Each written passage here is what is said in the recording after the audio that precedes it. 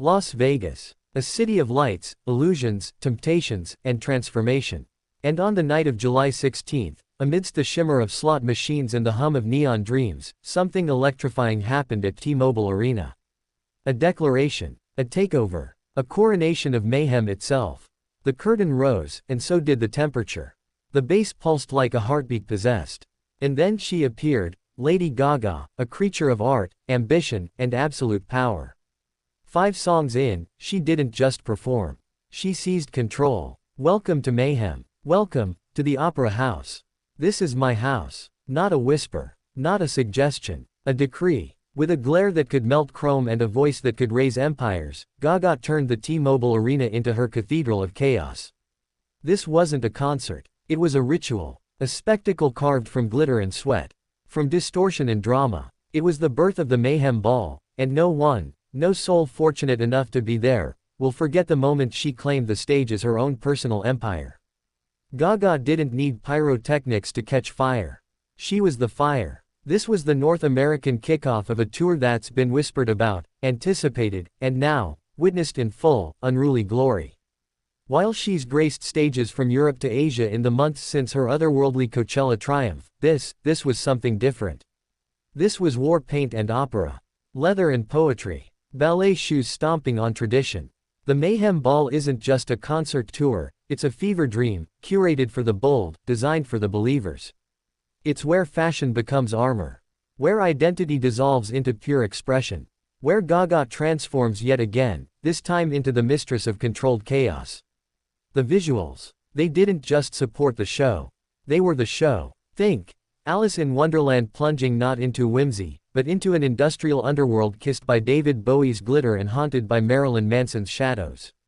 Her costumes. Surreal armor. Her dancers. Priests of her cult. Her voice. A cathedral bell ringing for the misfits, the monsters, the magnificent.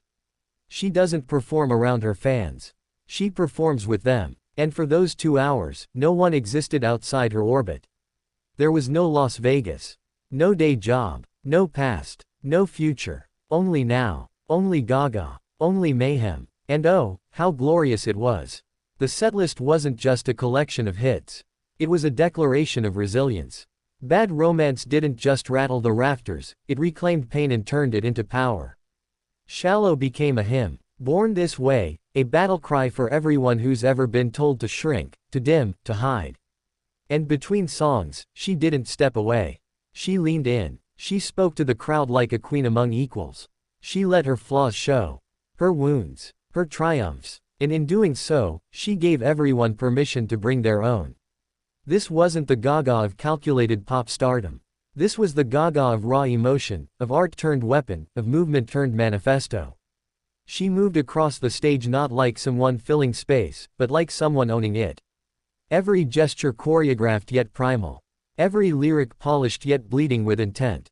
And she didn't just visit Las Vegas. She took it. This wasn't a comeback, she never left. This wasn't reinvention, it was a reminder. A reminder that no one blends the absurd and the emotional, the provocative and the profound, like Lady Gaga. She's always walked a tightrope between avant-garde and mainstream.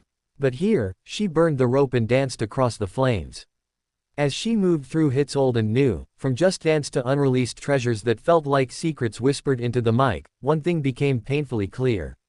We don't deserve her, but we need her. Because in a world that demands silence, Gaga sings. In a culture that demands conformity, Gaga transforms. And in an industry that demands predictability, Gaga thrives on the unexpected. She's not just an artist.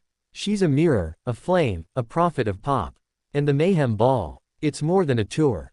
It's a sanctuary. From here, she'll go on to Seattle, San Francisco, New York, Miami. She'll wrap North America in mayhem, then take it global. From Tokyo to Berlin, from chaos to catharsis. And by the time she finishes in Chicago this September, one thing will be undeniable. Lady Gaga didn't just visit cities. She left them transformed. And her fans, they're not just attendees. They're witnesses, disciples, carriers of the gospel according to Gaga. Because once you've been inside her opera house of mayhem, you're never the same. This is her house. And she's invited the world in.